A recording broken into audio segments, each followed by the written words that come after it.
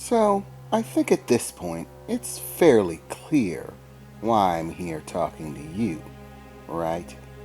Because I think you're one of those people. Or at least that there's a chance of it. And if you are one of those very special people, then you'll have what I need. The thing I need to get what I want, Becky said, cracking a wicked grin my direction. I do have to warn you though, this is gonna be a bit of a jarring experience. Okay boys, you know what to do, Becky said, waving her hand a bit, and suddenly I felt myself torn out of bed, being held in midair. It felt like someone was grabbing onto my shirt, hoisting me up into the air. I reached down and I could feel it. A hand, a huge hand, but there was no one there until the moment there was, as I stood there, hanging in midair, grasping onto something that wasn't there. Suddenly it was. A guy, some muscle-bound giant of a guy, long dreadlocks, and a shirt that barely fit on him. This guy must have been like 100% muscle. He was massive. Where the hell did this guy come from? And standing right beside him in the room, there was another guy that just appeared out of nowhere, just like this one. Some short, pretty boy, wearing oversized shades. The guy looked like he had seen Scarface too many times, dressed like he wanted to be a drug kingpin. And then he looked to the left, towards the front of the hospital room. There was a whirl of strange energy, something like a purplish black. And then there was just a void of darkness, floating there in the center of the room with that purplish black swirl of energy around it. What the hell? And before I knew it, the Goliath had thrown me into it.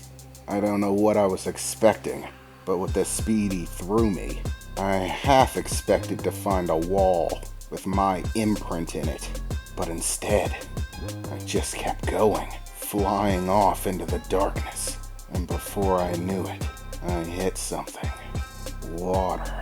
Suddenly I was submerged in water in a massive splash. It hurt like hell. I landed face first in it, with no idea at all that it was coming.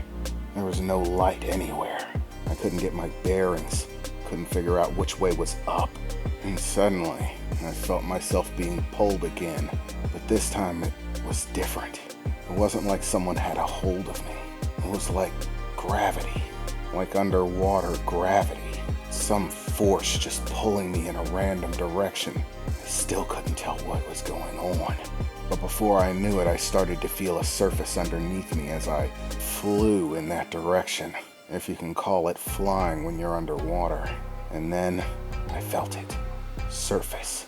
I started to roll what felt like floor beneath me, growing closer and closer to whatever this surface area was. I started to roll, and the pulling sensation, that gravity, suddenly stopped. For a few moments I was choking on water, still unable to get my bearings, figure out what was going on. The only thing I could really feel was the surface underneath me. I struggled to make sure that my head stayed above whatever this water was and wherever the hell it was. I couldn't see. I could only feel the ground underneath me. The fact that my head was finally above the water. From where I was standing, it felt like it was about knee deep. From wherever I got pulled from, it was much deeper. And there was still no light anywhere. What was this? Where did they take me? Why did they take me? My arms were killing me. The pain relievers were not meant to cover this. I struggled to get my bearings and stand, trying to shuffle my way around, see if I could find something, an exit. I could hear my own shuffling through the water, the whoosh whoosh as my feet moved through it. And then suddenly something else caught my attention. I heard the sound of something else moving in the water. A massive swoosh. For a few moments I stood still, and I felt a small wave hit the back of my legs from behind me, and it was where it was moving. Suddenly, the sky above me lit up, A bright purplish tone of light filled the space that I was in, and suddenly I could see again. I was in a room, an absolutely massive room, something circular, spreading out for hundreds of feet in every direction, going up into a dome shape, and all filled with water. The light coming from the ceiling, I think it. Suddenly I started to see what looked like projections, like the stuff you see in sci-fi movies. Projections of light, creating images, pictures, except none of what I was seeing made any sense. And that was like in a sci-fi movie too. It was all strange symbols, patterns, a flurry of purplish tones. And then I began to see something that I actually did recognize. I had seen it a bunch of times on television. It was a picture of DNA, a strand of DNA, with a whirl of strange purple symbols moving around, shuffling back and forth in different directions as this spiraling picture of DNA just floated there. And then suddenly, it stopped. The picture of DNA was floating, moving about, the symbols going wild in all directions. But then it just froze. Suddenly, specific sections of the DNA lit up or circled with strange symbols, patterns, and then I heard it again. Whoosh! Something huge moving around, far in the distance, to the outer edge of this massive room. And then, the light from above disappeared, like everything just shut down, and it was dark again. I was still soaking wet.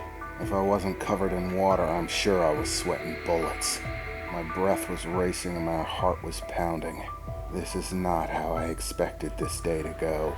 Even the craziness before, with the bus, at least that seemed to have some element of reality to it. But what the hell kind of mess was I in now? And then I began to see lights. At first it was just one, a small bluish light, and then there was another, a tiny red light. They were under the water, simply floating about, moving in the distance.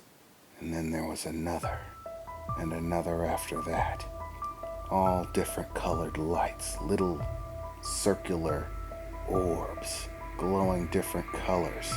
They began to light the room again, multiplying one after another. There were hundreds of them now, a rainbow of circling, colorful lights, little beads of red, white, blue, green, orange, every color you could think of, whirling around me. And again I heard it, whoosh, and this time I saw something. The lights from those glowing orbs gave just enough visibility to see it. It was huge, some massive serpentine thing. If I didn't know better, I'd say it was made out of metal, and it was under the water, towards the very edge of this room. And then suddenly all the lights began to grow brighter, larger, not by a great amount, but still, I could tell. It was as if they were under the water, and they were beginning to surface. One after another, they broke the surface of the water. I didn't know what to think of it, but there they were, these strange, fluorescent, almost see-through serpentine creatures, like snakes made of jello. You could see through them almost, and there were hundreds of them, surrounding me, circling the center area where I was, all beginning to break through to the surface, coming closer to the center where I was, slowly moving in. All of their movements were far too coordinated. They weren't acting like random animals. They knew what they were doing. There was structure to it. This has to be a dream. There's just no way this can be real. Every one of these serpentine creatures having a small glowing spherical light from inside of them. All different colors, some different sizes, and all glowing as they approached.